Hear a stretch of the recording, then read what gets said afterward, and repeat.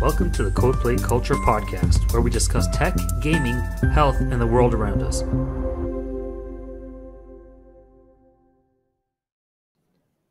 Hey everybody, welcome back to another exciting episode of Codeplay Culture podcast. I am Logan, together with my dynamic duo co-host. We got Rui. What up, Rui? How are you? I'm good, man. I'm good. How are you, man? Very good. Just got back from the zoo, and the place was, let's just say, you don't want to go on a Friday. You know, it's like hindsight 2020, Monday, or some place during the week is the school trips are like close to the end of the year. You know, but yeah, so it was a okay zoo, walking around. in other words, yeah, the silverback. pun intended. Man, those things are beefy. Those things are like, man, I got to do more push-ups. You know, I'm like, these things when they get smart enough, they're gonna. They don't need us, right? And we got our guest today, Justin Williams. How are you, dude? I am good, doing good, thanks. Very happy to be here. And Justin, maybe you want to go a little bit into what you do and why we're all going through this student mental health through kindness and music. And this is part of the health, wellness, well-being part of the podcast and the cultural part of the impact and some of the work that you're kind of instrumental in, in that area. Yeah, for sure. Well, I guess I'll start by saying my main job is a teacher. So I've spent about 24 or so years teaching, most of it in elementary classrooms, a little bit of it in middle school. And a lot of what I'm going to talk about today comes from, a chunk of it comes from that experience and sort of what I've learned over the years that hasn't worked for me and has worked for me, and the things that I sort of think of, I guess, have been helpful in terms of helping students in my class be mentally healthy. I think I'm going to be as adventurous as to say that. I also have some lived experience myself. I mean, I'm not sure, Logan, how much you and I have even talked about this, but I do live with bipolar. And it's a mental illness that I've had all my life. It's not exactly what people think it is. Like, a lot of people have this stereotyped image of these extreme personalities. Just to cut it short, everyone has a base level, and everybody goes a bit above that, has a little bit of a high, goes down, it has a little bit of a low. That's perfectly natural. If you have bipolar, then on a recurrent basis, you will go higher than most and lower than most. And in both those situations, it usually needs treatment. So most people have bipolar, but they just have it at a smaller, I guess, cap of that, high and low, right? It's just basically, if it's wider, it's now what they call this. If it's shorter, then it's, like everybody's so we all have it. It's just like, it's like it's somewhere on there. Yeah, everybody's mental health goes up and down, right? You can do things to look after your mental health, like you can do favorite activities, you can exercise, make time for yourself. There's a lot of things you can do for your mental health, just like for your physical health. Like, you could eat healthy, you can exercise, drink water, get lots of sleep. These are all great ways of looking after your physical health. Same way with mental health. And to make the comparison, like, you might be really healthy and look after your physical health really well, but you can still get a disease, right? You can still get cancer. You can still catch viruses. There's all sorts of illnesses you can get. And your mental health is the same. And a lot of people confuse mental health with mental illness, but it's not really that. It's like, same thing. We all have mental health. We don't all have a mental illness. And so bipolar would be an example of an illness that typically requires some form of treatment. And it's usually recurrent. Like, mine recurs over a period of years. So I'll go through an exceptional high that is uncomfortable, comes with negative issues. It sounds positive, to just be high, but it's not. It's got definitely got a negative impact there. And of course, the depression afterwards is, people are very familiar with that sort of term and the things that sort of go along with it. So today, I guess, just to be clear, we're talking about mental health, not mental illness. And I'm just touching on it because I think that my experience with mental illness has led me to care about mental health a lot.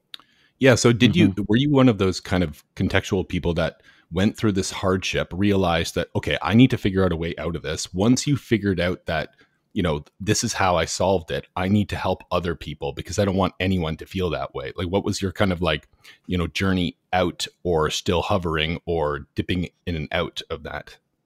Yeah, well, it's very much like you say that. It's like a big part of it was going years untreated and sort of, witnessing the havoc it can cause on relationships, life in general. And then realizing how amazing treatment is. I mean, we talk about, surgeons they get all the glory, right? Like surgeons, they save lives. There's psychiatrists, they save lives too. And they don't get quite as much credit out there. But yeah, it's that experience of that sort of led me to initially focus on my own mental health a little bit more, and then to take that, to think like, well, where can we start? How early can we start? Can I do something about the children in my care as a teacher? Can I do something to help their mental health? And so I've sort of developed some strategies over the years that work for me, and hopefully that's what I can share today. The one other thing I guess I should mention now is that I never quite use the word musician, but I do write songs, play guitar. And over the years, I've done songs most years with my students. And in the last few years, I've started to take them a step further and go into the studio and record them. And it's sort of a collaboration process with a very good friend of mine who's very talented. And we put out these songs that are about kindness and about mental wellness. And I feel that the two are very much tied up together. Yeah. So that's like incredible, because there's so much going on in the world that is counter to that, right? And that probably what 0.5% of the people are really pushing what we all need in society, which is like that kind of topic. And the opposite of that is like pushing gangster rap or whatever mainstream music there is. And you're a bit humble too, right? You your stuff is good. Your music's good. The harmony, the melody, it's like, it's all produced well, it's quality. And then the fact that you're bringing in, I'm not sure if you guys remember for when you were kids, like Big Shiny Tunes and all those CDs, there was like, sometimes you can get like a cheaper version where the kids sing the lyrics, and like they would sing like Backstreet's Back or whatever. I forget those ones, but this is, much different. It's kind of just, I'm going to bring them along the ride with me, and in that song or in the series of songs, and indirectly or teach them without teaching them. Right. Correct me if I'm wrong, but if a kid thinks they're being taught, they probably won't learn. Right. You almost have to that's the way it seems. Yeah. Right. So if you can't really say be kind, and beat it into them, not beat it. I'm just saying you can't really like force, you have to provide some examples, which, in Troubled Socks, you go into your YouTube, and I watch every one of them, and I'm subscribed, and it's just the art style is incredible. Maybe you can talk a little bit about like, how do you create those videos, and you do it with the students as well? Yeah. So a lot of it comes out of, well, much like you were just saying, you were talking about this, not over teaching in a way. There's this element of sort of self-discovery that's kind of important, right? Like once a child discovers that, when I'm kind, it feels really good for me too, not just the person I'm being kind to. So there's this element like you're talking about of sort of a self-discovery, right? You can sort of provide them all the tools with being kind. You can teach them about compliments, about sharing, about including others. But it's really when they go forward and they discover it themselves, how good it feels, that they go on. And so we write these, I don't know, I guess it starts out as phrases, like literally just children will just write phrases about being kind. And we put them up on paper around the room. And then we start to pull some of them together. And, once you start to get like a theme, like once, the main song on the channel is about this alien who comes to Earth and he wants to learn about being kind. Well, once you've got the theme, then the children start creating more and more ideas around it, like what should happen to him, what should he do? They write stories about him. He becomes this like character within the room that has a personality. And from that point on, usually I've got some chords going and an idea for a tune, and we sort of just piece it all together really. And it lives like that in the classroom for a long time, for like a year. Wow. And then eventually in this room you see here, I put together like a little demo of it. And then I take it to my friend's studio, and kind of that's where the magic happened, where it suddenly sounds like a finished product. Wow. Yeah. That's amazing. And how do you guys create the art of that? Do you draw that stuff? Like I know that you and the other people in our group, like they're very artistic, right? Like there's a lot of artists there. Yeah. So I'm not sure if you guys all like I don't know, like we're like close, or because like sometimes artists in general kind of hang out with other artists. I remember growing up, I was like in a group of, 4 or 5 kids, and we were all, I mean, you're in school, so you draw, because you can't really like do like go like they give you paper and pencil. So you know what? I'm not going to learn. I'm just going to draw and doodle. And like art is like, for me, one of the most awesome things about school. So I was in a group of like 5 different artists, but I was like the worst, but I would just like copy theirs and try to get better. Like I would learn from them. But it sounds like you guys kind of like, you guys were tight, right? Growing up, and like, and you guys are all incredible artists. Like, so do you do some of the art like digitally, or do you use like a tool or a combination? Yeah, no, well, yeah, certainly a lot of people in that group are interested in art. And you mentioned just now, like your love for art. And I really want to come back to that. If we can sort of put a pin in that, that's a really good point.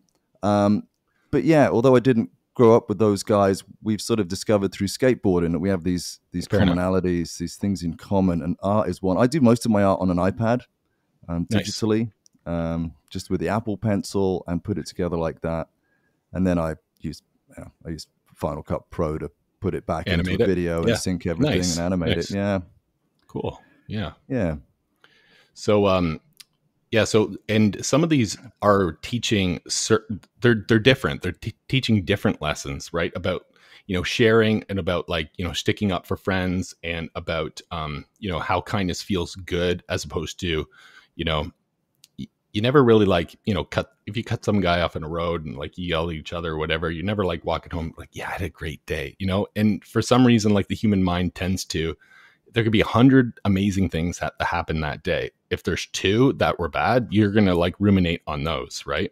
Which totally. I feel is really that like lizard brain protection of like, I need to make sure nothing bad happens to me so I can survive or whatever. But like it feels good to be kind, right?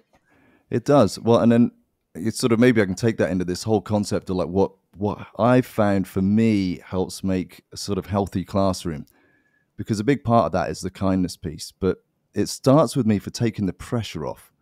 And I think just like when we're in work, right? Like it's horrible when if your boss is peering over your shoulder, or if you've got tons of pressure on you to get stuff done. It's not good. It's stress, right? And we get stress hormones released, and we end up, all end up tired, exhausted, not enjoying things. Classroom can be the same. I mean, if you can imagine turning up and constantly thinking you might get a test, and that you are constantly judged against these grades of, A, B, C, D, and there's all this stuff associated with getting an A, and then all the stigma of getting a C or a D. So basically, I take grades away. I don't really do grades. I still know where my students are. That's important to keep track of, and what they need to learn next to progress. But when they start the year off, I tell them, like, you're going to be, in this room, you're going to be judged on your effort, on how hard you try, and secondly, on how kind you are during the course of the year. And I'm like, I'm going to teach you lots about both. Wow. But see 2 kids working on a paper on whatever, one can get an A and one could get a D, right? And when you tell the kids that, the one with the A gets this huge pump up, like, wow, I got an A. And the one with the D thinks, oh, well, I'm no good at that thing. But if you take both kids and you look purely at how hard they worked, then you might well find that you can say to both of them, like, whoa, like, you worked your socks off on this. That's incredible. Like, what a great job. I can't believe you put that much time and effort in. You concentrated on it. You ignored a lot of stuff. Brilliant. Well done, the 2 of you. Off you go. Both kids leave having had a positive experience, and all that matters, like, they can't do better than their best. Right? None of us can. All you can do is your best. Right. And for some students, based primarily on how much they've practiced something, like, practice does just make you better. So you come into the classroom with different amounts of practice of reading, say, or writing. So you're naturally at different levels. There's no point just pointing that out to everybody. You're an A, you're a C. But that effort thing, if you can get a class of 24 students and every single one of them is trying their best, what more can you ask for? You can't ask for that. You can't expect everybody to be getting A's. Like, that's unreasonable, and it's going to cause everybody to be frustrated. So there's this element of, like, constantly talking about the effort and being honest about it. Like, if somebody's not trying hard, I mean, sure, one day here and there, like we all come in, one day I haven't slept well enough, right? So you can't bring your A game, another, maybe you've had an argument before you came in. All sorts of things can happen to make you unable to bring your best effort. But if you're noticing that happen over time, you have to sit down and have a chat with someone about, a student about like, what's up? Like, I need you to be trying your best. Like, you need to be putting more. It needs to be accountable. Like, the effort piece can't just be fluffy. Like, you're all trying so hard and well done. It does actually need to be, need to be actually somewhat precise about it.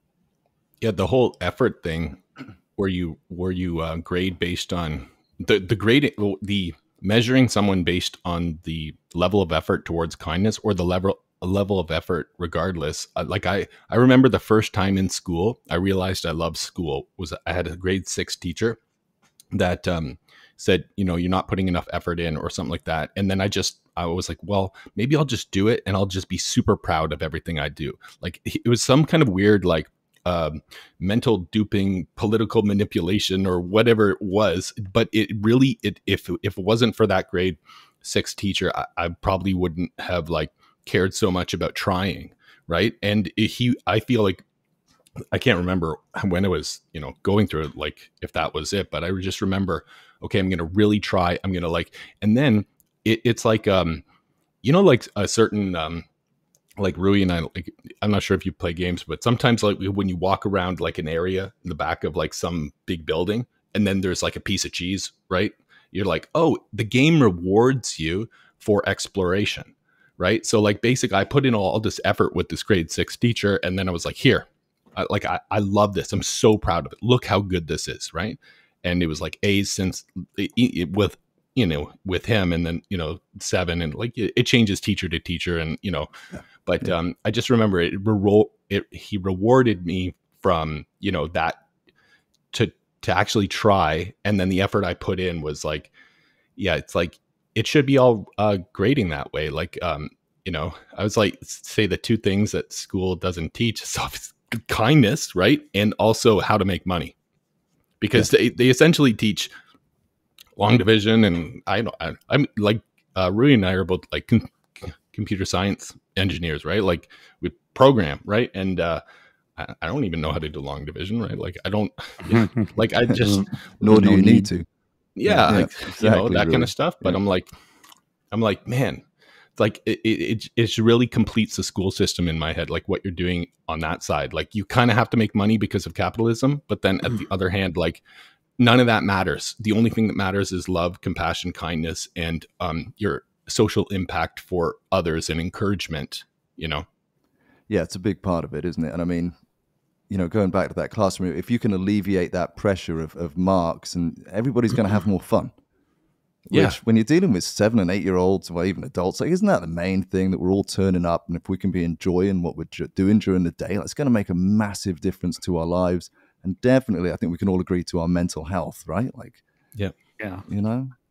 So do you ever do any like meditation with the kids in the day, where it's like close your eyes 5 seconds, focus on your breath, or kind of any kind of walking meditation, or just listen? Or are they too like they're kids at the end of the day, they're just wild?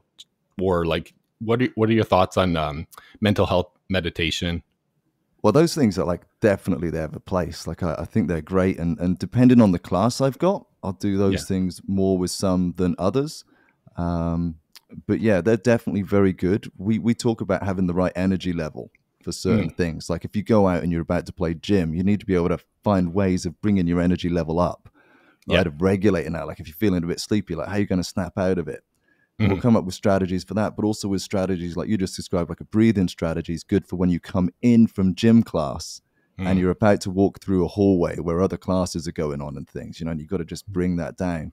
Yeah. So even just sort of making them pause for a minute, rather than telling them, you can just explain, like, we're coming in, we're in a hallway, there's a bunch of classes going on. Like, what do you think is the kindest way to move through the hallway from here? And if you've provided them with the right tools and the right words, most of them will say it's better to move along with calm energy now, which they'll know, in my class, they know that means just bringing your voice down. You don't have to walk silently. There's no need for that sort of thing, but we do just walk quietly. We can talk to each other. We just got to, outside they've been shouting, right? Like it's been a gym class. It's been on a field. They've been having a call to each other. Yeah. So bringing it down. So like you say, like the sort of meditative type approach can be helpful in that. Certainly a lot of teachers are using BlendJet, the portable blender that allows you to make delicious and healthy smoothies on the go. With its powerful motor and compact design, you can blend your favorite fruits and veggies anytime, anywhere. Say goodbye to unhealthy fast food and hello to a healthier lifestyle with BlendJet. For 12% off a BlendJet 2, use coupon code CODEPLAY12. that in classes. They'll be having 5-minute meditation periods. So they definitely have a place.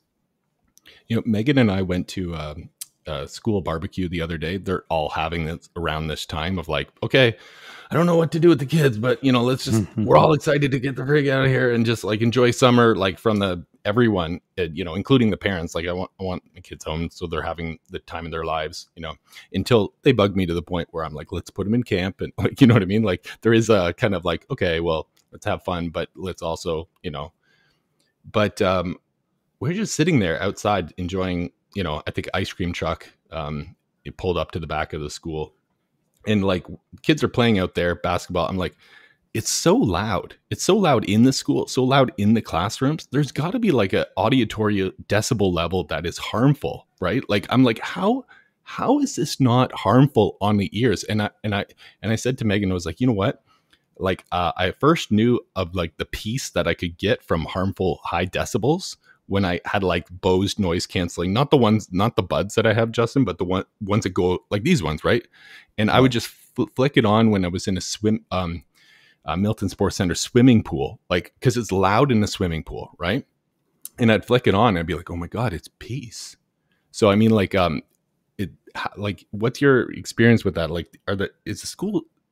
It's too loud, right? Like it's in certain spots. It can get that way. It can get that way for sure. I mean, there are little things like that we don't often realize that we're doing that can pump kids' energy levels. I mean, even the way you walk through the hallway, if you're like, okay, we're heading to music class now, and you march off quickly down the hallway, well, they're all going to come behind you with that energy, right? Like trying to catch up. This is going to be the energy you create. But if you're like, okay, we're going down now, you wait for the line to be calm. You walk very, very casually down. That itself just creates this sort of calm atmosphere. So a school can get kind of noisy and crazy, but there's definitely things you can do to mitigate that where it's not needed or where it's detrimental. And you mentioned something just now. You mentioned just now that you said that you loved art when you were at school. I mean, Rui, did you like art when you were at school? I did. I think everybody innately loves art and to draw, but the talent is never truly developed or built upon, right? It seems like it's kind of a lost endeavor for most. Certainly in a lot of places. When you said that earlier, I'm like, well, I loved art growing up too, and I still do love it. I am not like, I couldn't turn out a Mona Lisa. I couldn't turn out a beautiful landscape. Like I have a little niche style of art that I do, and it's cartoony style. But I did grow up loving art, and I think like most teachers will say this, like when your kids come into your class, if you say to them, it's time for math, you'll get a few groans. And there'll be a few groans that you can't hear, but you can see in their eyes and face, like, oh, it's math. If you say to a class, it's time for art, everybody pretty much unanimously loves it. And I think it's because like if you think back, and I don't know, Rui, do you have kids? Personal I do. question. 4-year-old. You do? Yeah, right. So we'll all be able to relate on this, being dads, because the moment your child brings you a piece of art, doesn't matter what it looks like, you're like, this is amazing. This is beautiful. You did this? What? I had no idea you were an artist. You know what? This is going up on the fridge. And everyone who comes in the house is going to tell you how good your bit of art is and how beautiful it is. The kid goes away. The three of us as children walk off thinking, wow, that was cool. I enjoyed that. I enjoyed what came at the end of that. So I'm going to go do some more. Yeah. And then, of course, practice just makes you better. So a child goes off and keeps drawing and drawing. They come back pretty good. I mean, like Rui said, there's later on, like, do we develop the arts? Do we put enough emphasis on them to churn out these? That's definitely questionable. But at that level, they're getting this positive feedback. Now, for most of them, when they've handed somebody a piece of math, somebody might have just gone straight to like, yeah, it's wrong. Straight off that, you got the wrong answer there. So you can see you've got the opposite negative, and with a piece of writing, it can be maybe more nuanced. Like, why, you did some good here, but you missed all your capitals and periods. Right. Again, it's just this critical approach that doesn't seem to come into art, because it doesn't matter what that piece of art looks like. We tell them it's brilliant, and we do genuinely love it. But we need to have that approach in all the subjects. Like the first piece of math your child brings you got to be like, you did this. You don't even care if the answer's right or wrong, right? You praise that. You worked hard. That's incredible. I had no idea. You try to figure it out. How? That's phenomenal. Like if the answer's wrong, you're not even going to mention that. Your praise is all on the effort and the fact that they did this. And stick that piece of math up on the fridge, right? So that everyone comes in as to tell them what a brilliant piece of math that is. And this is something that's really important to have in the classroom. So when kids come to me and they're like, I know some of them will turn up with a negative attitude to math or writing. So I get rid of all of those titles. Like I don't call them that. And I talk about us being creators all year long. And sometimes we're creating with lines and colors and shapes. That'd be like our approach to art, say. Other times we're creating things with numbers. Like we might be attempting to create a solution to a problem and we're going to use numbers or math type manipulatives, which could be blocks, shapes, all sorts of things. And other times we're going to be creating with words. So then you can just praise their creative process. And again, focusing most of it on that effort. Like, you wrote this? When? I had no idea. You are an amazing writer. Like all these positive affirmations that you are good at this. If you can put that into all subjects, I mean, I see it, by the end, not even by the end of the year, but a couple of months in, you have turned people around. When it's free choice time, they're now saying, can I work on my writing? Right.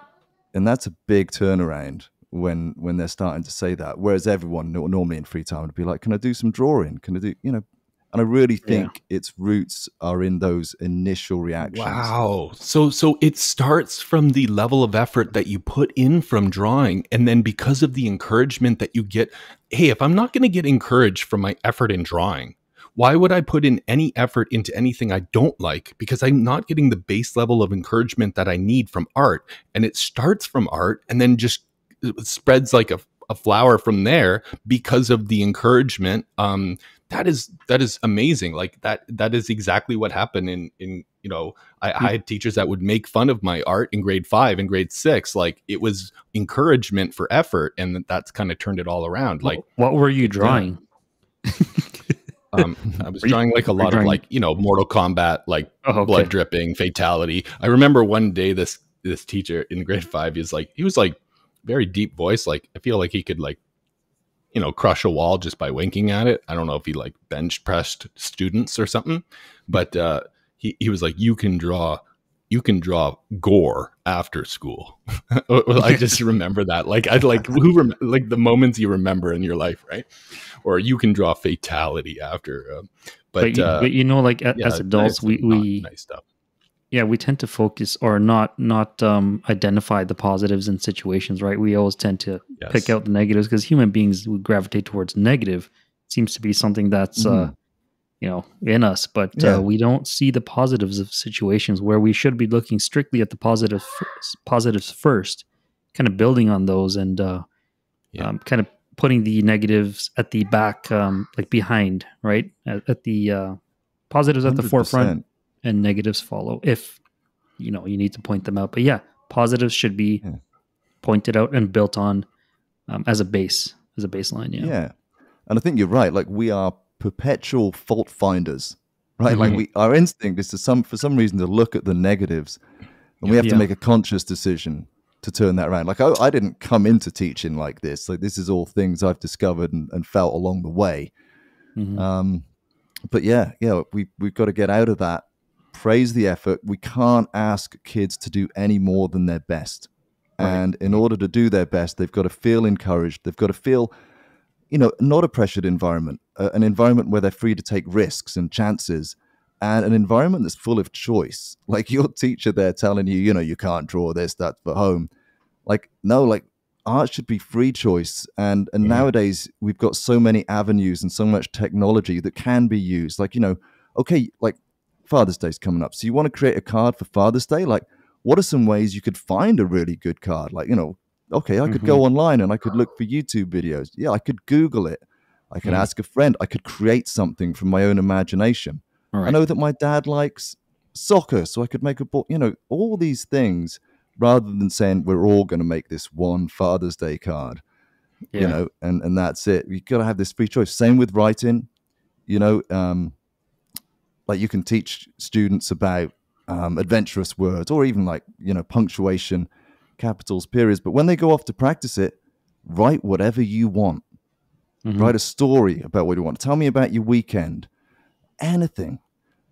Go and write a paragraph about an animal that you're interested in. Go look up some facts about it. Like, as long as they're writing, they're practicing those skills, rather than just saying, okay, today we're all going to write a letter to so-and-so, or today we're all going to write, So instead of having that framework, just, like open it up.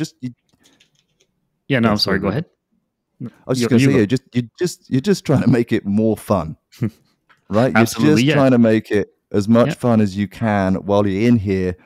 We're going to practice all these skills, having as much fun as we can, being kind to each other, which again is another point I guess we'll come on to in a bit. But that's a big deal that you said is not in curriculum really, and that we have to be teaching. But yes, this fun environment, an environment that is focused on effort, which you can control. You could get a lot more control over your effort than you do your current grades. This idea of a growth mindset, kids understanding, the more you practice, the better you get at whatever it is. Like Logan and you and I, as people that skateboard, like that's innate in that. Like you practice for and we go around and we point at people, be like, oh my God, that's great. And we're all doing that. And now you see the other day, there's a kid that is showing up now in the morning because he wants to be with these, old men with midlife crises, or that's me pointing out the bad or whatever. But we encourage each other. It's a positive group. It's like, it's not about, because obviously there's a problem with skateboarding where people don't clap unless it's like, oh, that's actually really good on like an Olympic level or whatever it is, right? But if you're just like learning to ollie and stuff like that, it's the level of effort that's put in for that person in the stage in their life that they need at the time, and shouldn't be compared to like whatever at whatever stage of life or growth or whatever. It's the level that you're trying, and or not even trying, like even if you're not trying, it's just being encouraged to try, or being encouraged. Like encouragement can go such a long way. Like what you're doing with the students with that, like how would parents listening do that with their own kids at home, in like to encourage effort, just whatever they want to do, encourage them along that path? Yeah, and I think like there's definitely a lot of what's that called, where like we as parents were like, well, I was a really good football player in school, so I really want my child to be a good football player, or hockey, or whatever the example might be. And I think there's definitely this thing of recognizing that they find their own way, and the moment you spot a glimmer of interest in them, you just praise it and see where it goes. Like, I really like that you're into this new thing, like tell me a bit about it. You've spent a good, rather than saying how good you've got at it, talk about the time they've spent on it. You're really impressed by the effort they've put in there. Like, wow, you spent all evening working on that? Like, great job. And like you said, that whole skate group's kind of got it, because we're all at very different levels, and everybody's very supportive of each other. It's an incredibly positive environment. And I think the child that you're talking about, I think, because he turns up, and like you said, he's with all these sort of old men to him. Yeah.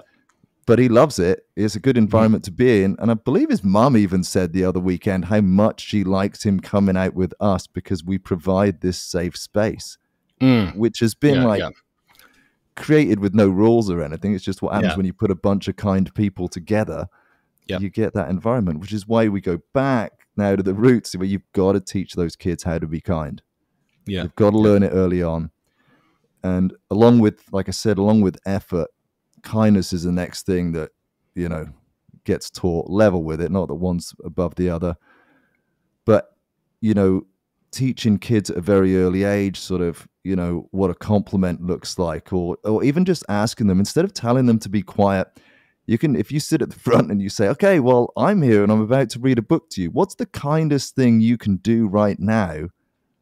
I'm like, they know. Like, they're like, oh, I can sit here and listen to you, and I can look like I'm interested. I can look at you. Like, do you know what I mean? Like, there's all these things they know. So asking them what's the kindest thing you can do right now is a great go-to question in class. But also teaching them, like, you know, okay, so there are compliments. Like, what is a compliment? You know, initially when they start throwing compliments out, like, some people will be like, that's not a very good compliment. It's not genuine, you know, because that's where they start. They'll be like, yeah, I really like your... Fake it till you make it. Yeah, I really like your socks. And they're just plain white socks that you wear every day, you know, but they're starting, right? That's the first stepping stone. You go, oh my God, you just noticed my socks? Like, that's so kind of you. Thank you. You know, man, and they walk away.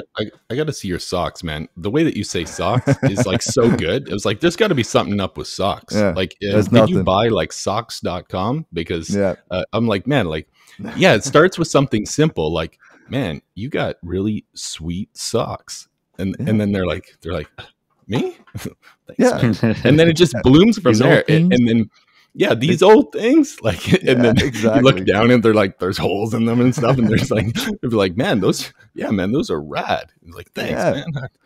But like you say, like, I was the only one that thought, you fake it till you make it, but also, like, you appreciate that effort. That kid just tried to say something nice to you. They just tried to put a smile on your face, and they're learning that it feels good for them too. They're learning from the early stage that actually, when I'm nice to you, I go away with a smile on my own face. Right. You know, so we got to look out for those moments, but we've also got to explicitly teach them, you know, with that constant reminder of what's the kindest thing we can do right now, you know. And we'll have like daily circles where we talk about differences, for example, is big, right? A big topic right now that we're talking about, you know, and differences in people that you can see, visual differences, you know, no hair, skin color, body types, all this sort of stuff is getting talked about, but delivered through the lens of kindness. Like, so what's every difference? It's like, what is amazing about this difference? You know, what is amazing about not having any hair, or what is amazing about your skin color? But all through this lens, kids are very, very receptive to it. It's grown-ups, people have grown up without that avenue in. We've become like, well, not everybody, but a lot of people have become, like we just said, these perpetual fault finders. Like, you can come up with a very negative, can't think of the right word, but negative sort of attitude and a skeptical sort of approach to things, you know? Yeah, right. And the fake it till you make it part is maybe not giving yourself enough love. Like, the way that I say that, it's just it's a catchphrase, but really it's you're trying your very best to do something that you're not natural at. And and you're not different than others. We're all inherently, you know, majority, you know, of humanity is like that innate kind of negative focused, where as soon as you start down that optimism path, it grows and it's infectious. And as long as you continue to remind yourself that you need to keep on this path and you're doing a good job, and, you know, people start noticing, like, hey man, like, I really appreciate, and it starts as the fake, right? Because it seems almost ingenuine, but then as you develop the the gray matter in your brain that will help with that, right? With empathy and love and kindness, you actually do find you can see these with a more clear lens of, like, these are the things that they're doing that I appreciate, and you couldn't see it without it. So, you know, go to a mountain for like 10 years in Tibet and meditate, and you'll come back, you know, pretty much blissfully enlightened. But just prefrontal cortex growing your empathy can be practiced with being optimistic and complimenting and encouraging, and over time that will grow, and it's infectious. And they say that, you know, when two people are fighting, you can't, like, you know, you can't fight fire with fire, right? But you can say, you know, if you fought fire with water, or, like, you know, two people are fighting and you're like, man, you don't want to say you have nice socks. That could be like, at that point, it's like, okay, them's a fighting voids, you know, but fighting voids. They'd be like, it's like, you know what, you deserve better than you know, this conversation, and us, you know, I respect you and care about you much more than maybe I say. Like, you basically just go right to kindness, and that diffuses everything. I mean, as soon as you like, yeah. Yeah, it all depends, Logan. Who are you fighting with here? Is it Yeah, I'm thinking about significant other, someone. a spouse, or another? No, no. Because again, No, you'll get a no. whack in the face. Yeah, no. I was just thinking about a public, Right. you know, at the skate park and Justin, it wasn't the person that, you know, you were mentioning, that the kiddo. It was like a teenager that was super. He comes late at night at and I just told him that we skate in the mornings, and he started showing up once in a while. But it was all from encouraging him and going there. And I feel like every time I'm there, especially in the evenings, I've like slowly stopped trying to listen to music so much, and slowly stopped thinking so much about myself when I'm skateboarding. For me, I'm like thinking, hey, I'm a big buff beefcake in the gym. I'm running on a treadmill. I'm focused on my gains. I want to pound protein shakes after, and I don't, whatever. But then basically that morphed into, I'm just going to skate around. I like can watch people, just encourage, like just looking at someone and giving them your full attention is enough encouragement that it's like, hey, I'm, but not adding something to it. I know that as soon as you look at in scientific experimentation, if you look at it, you've changed the experimentation at that point just by giving it your attention. But you know, in this case, it's fine. I mean, you're not experimenting. You're basically giving them love through your awareness for them, like, but not adding something on top where you're like looking at, like, I'm not looking at your skateboard, Justin, and be like, I hope he really falls right now. Fall. I just basically, without adding anything, I just give fully, almost meditate on giving that person, no, meditating would be doing, like, it's just the awareness gently placed with love on that person, like unconditionally. And that itself helps just looking people in the eye. And it's like, if you're just going on and just, you don't notice people, that's, you know, it's much better to, you know, encourage and be less, you know, self-centered. Before I go off on a rant here, I wanted to ask your opinion on self-love and confidence. So what are some things that students, adults, anyone can do is to generate confidence through self-love? A lot of people are self-deprecating mentally, where they're saying like, no, I suck. Why did I try that? Damn, stupid. Ugh. You know what I mean? Like, that's self-demotivating, that inner narrative. So the only thing that I've done, and I don't have the, you know, spare cycles to like sit in my car for, you know, an hour at lunch and meditate as much as I did when I was, you know, younger, but it was called meta, which is you just focus, you kind of like close your eyes and you review things that you did that day, and you encourage yourself. Like, it's almost like yourself looking at yourself. It's like, you know what, that was really nice. I'm proud of that moment today where I could have said something, but I held back because I care about that person or whatever it was. So other than that, I really have no, I guess tools in the toolbox. And I wanted to get your opinion on anything about self-love and confidence. Well, I think you sort of touched on two important things there.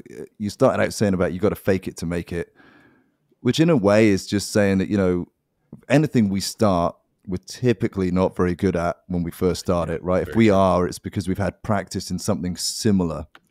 So, you know, even if you're sort of faking it in the compliments, the kindness thing, that's like how it starts. You know, you could say the same about sort of, if you go out and start playing tennis tomorrow, well, in the beginning, you're kind of faking it in a way because you're just turning up at the tennis court like you're a tennis player, but you don't really know what you're doing. What gets you better is ultimately that you keep turning up and you keep practicing. And having that sort of mindset, that whole growth mindset about, yeah, the more I practice anything, the better I will get. And then there's the component of like, okay, well, if you and I both take up tennis tomorrow and you practice for 15 minutes a day and I practice for an hour a day, I think we're all in agreement that eventually I'll end up being a better tennis player. And then there's other things that come into play, right? Like the quality of your practice. Well, is your 15 minutes with like, you know, one of the Williams sisters? Like maybe that's going to pretty good 15 minutes. So there are other factors, but at its basics for children, it's just really, it comes down to the amount of time that they put into something. So that fake it to make it, relating that to the fact that it is a controllable practice. We're going to start out faking it, but it's eventually going to come a skill set that we have. And then, in class, as best as I can, trying to teach people or students to be kind to themselves.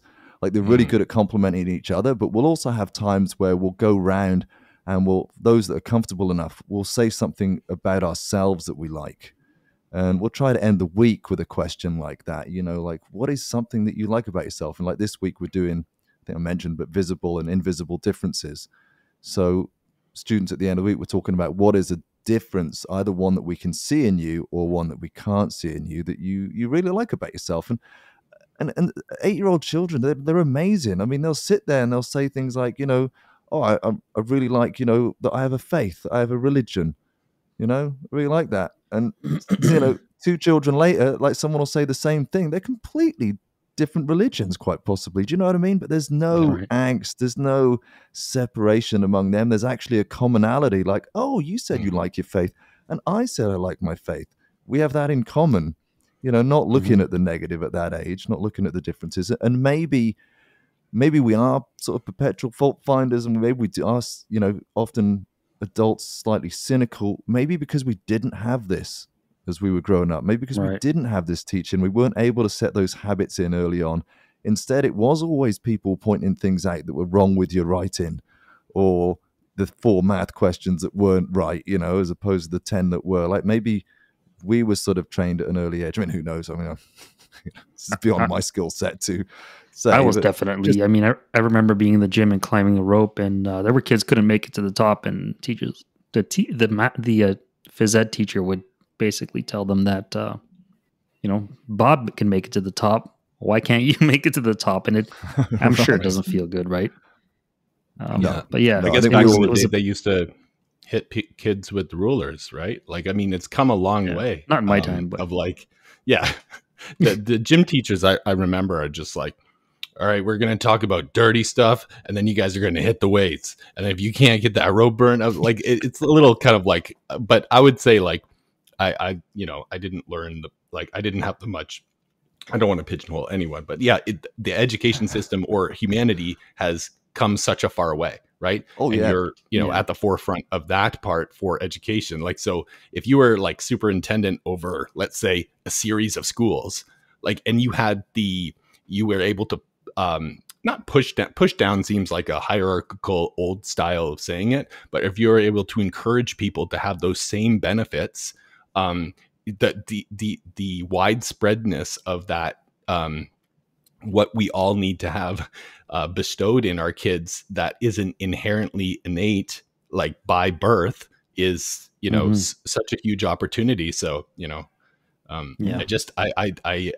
gonna continue to like do more and more better things at bigger scales, and like it's the world needs you, Justin.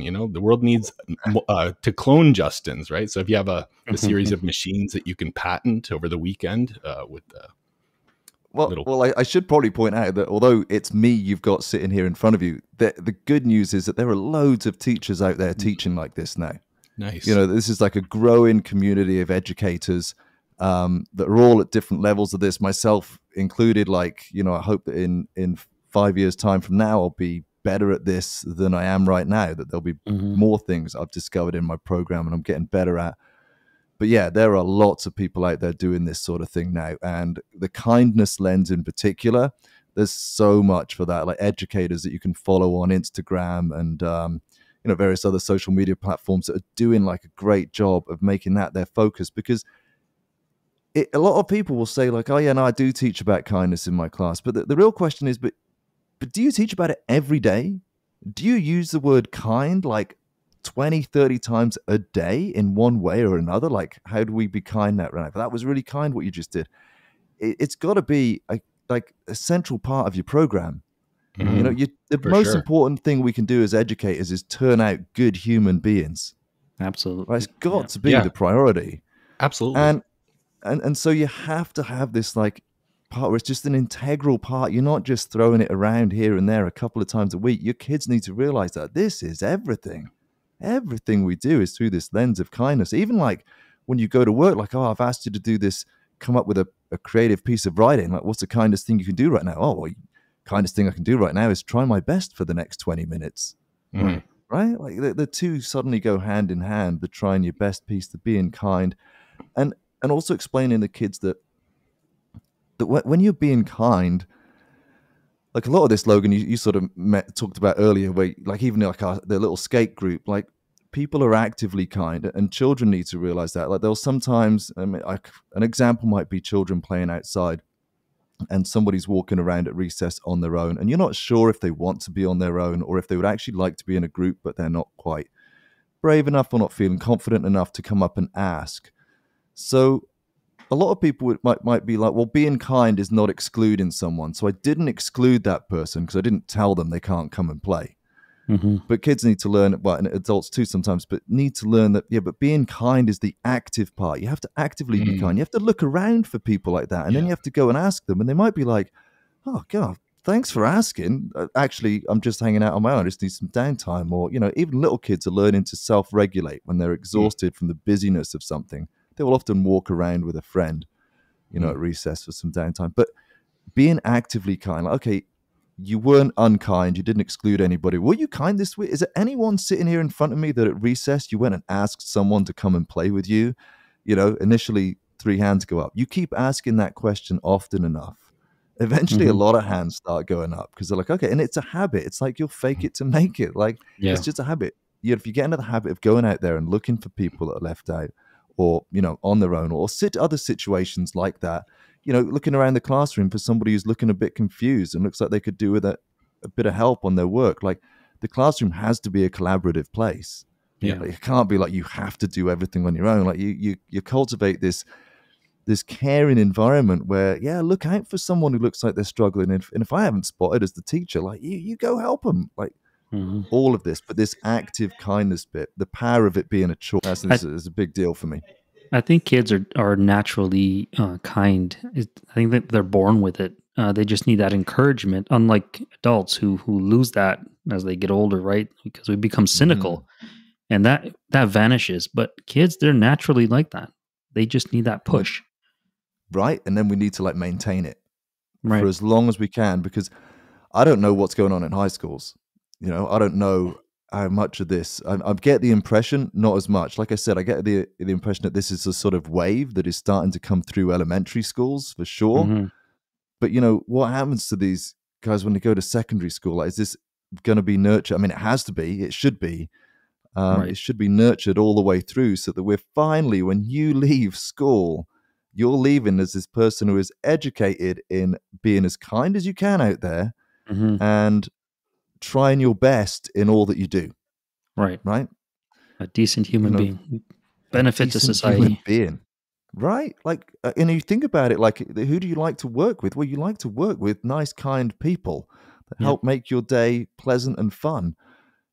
The grades, well, I don't know. Like, how are they as important? I don't know. I mean, I'd rather work with somebody with lower grades and a really great personality, kind, fun to be around.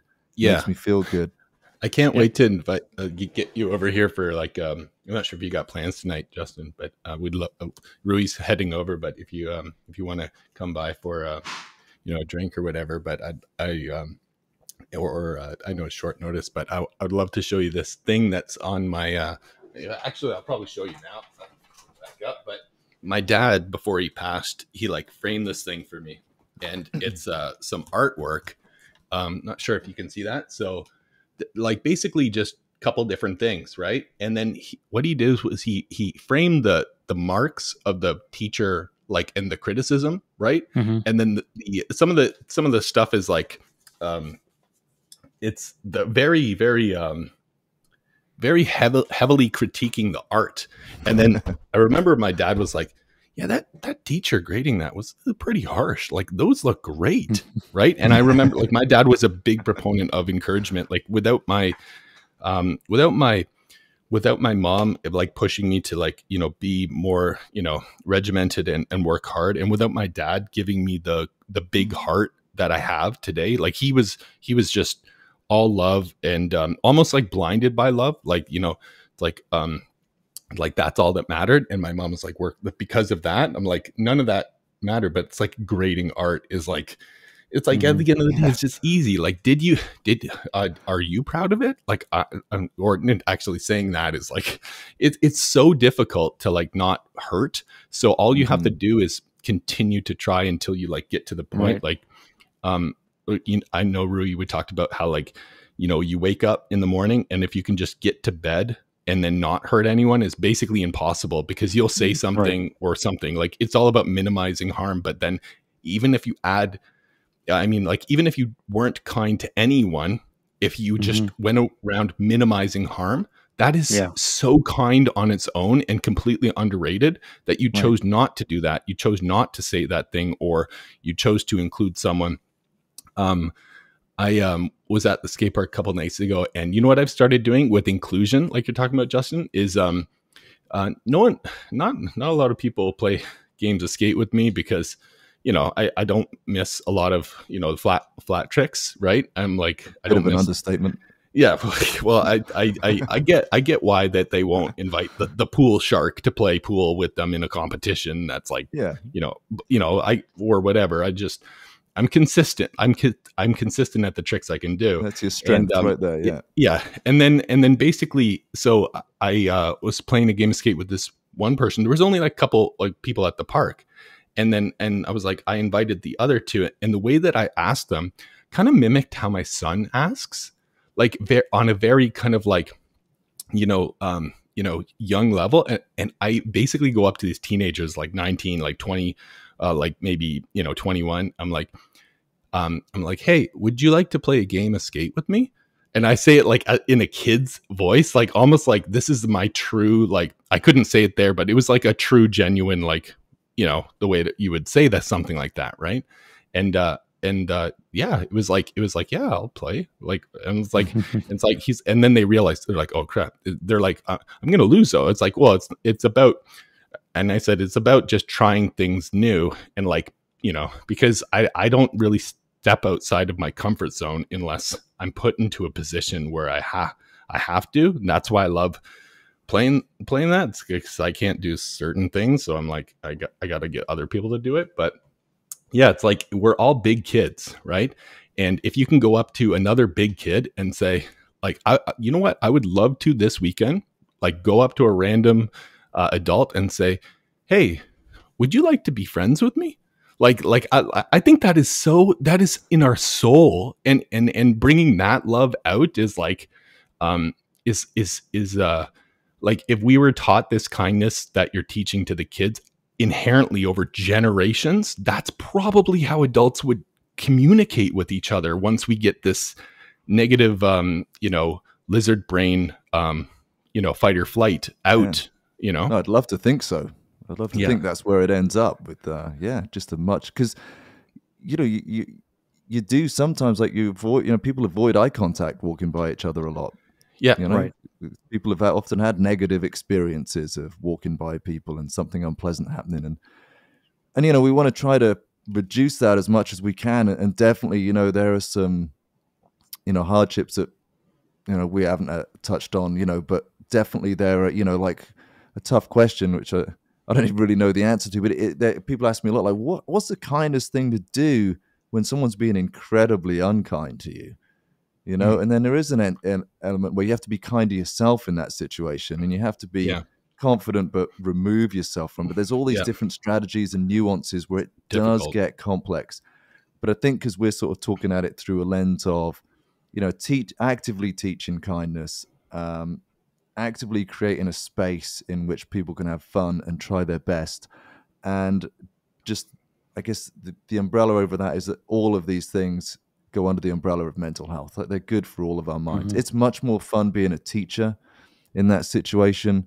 I know it's more fun being a student in that situation. So like you say, like, the more we can encourage people in, and I think like your game of skate, it sort of speaks to that example, though, that we've got to try not to get too hung up on the outcome And it's that enjoy the process, you know, and Right. Yeah. enjoy the journey, not the destination. Like that one, Yeah. it's kind of like, well, if we can enjoy just skateboarding together and not worry so much about who's going to win that game. Mm-hmm. Do you know what I mean? But just enjoy the fact, so-and-so just invited me over. Yeah, it'd be great. I'll come and do that. You know, again, it's, you know, like you're an actively kind person, Logan. Like at the park, you really make an effort to be inclusive and engage people in conversation. So, yeah.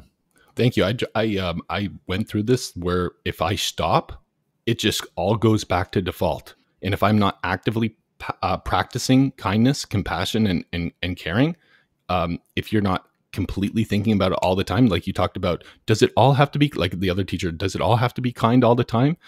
Yes, it does. Because as soon as you stop, and it's happened to me before where I've like stopped, and it's like 4 months of like right back to where I don't want to be in life, right? So you have to always continue. You have to, like, what is I remember one of the best insights from like the 2 hours of meditation I did in my car for like probably like 7 or 6 years was every time you speak there is so much like, what was the intent that you were saying that? Like when you chose to say, Alex, when you told to say this to Sally, like, what was your intention? Like when you said that, like, what did you want to get out of that? Like, what was your underlying, and a lot of it, if left to their own, means is self-serving and, whatever, but not in kids. I mean, as you get, you get kind of harder over time, unless you encourage it and you moisten your heart and you kind of like,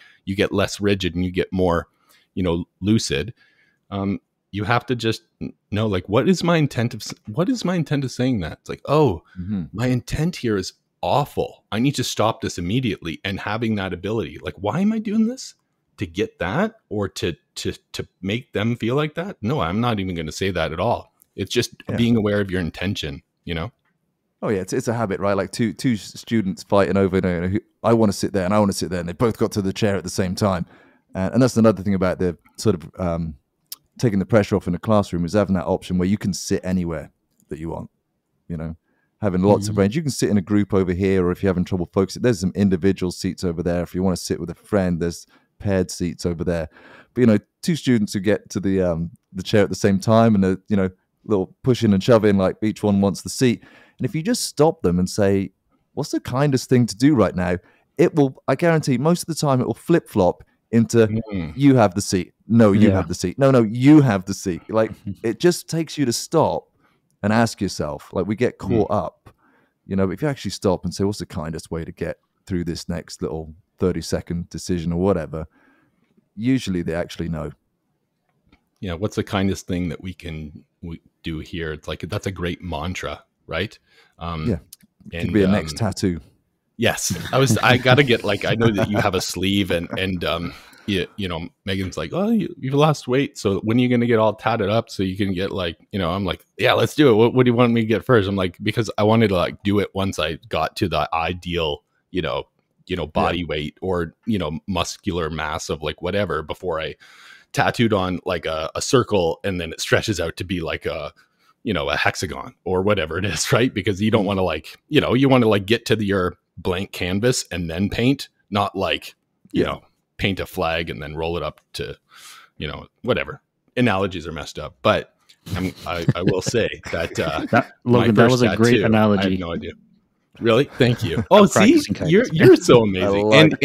Rui and I met because we care about each other so much, and we just mutually love and respect each other. And as soon as he's on a call, or we're on calls together, it's like I'm a kid again, and we're just like, what fun can we have today? And it's like, and it's just like, if you surround yourself with positive people and you try, you'll be positive too, and other people will come for the journey.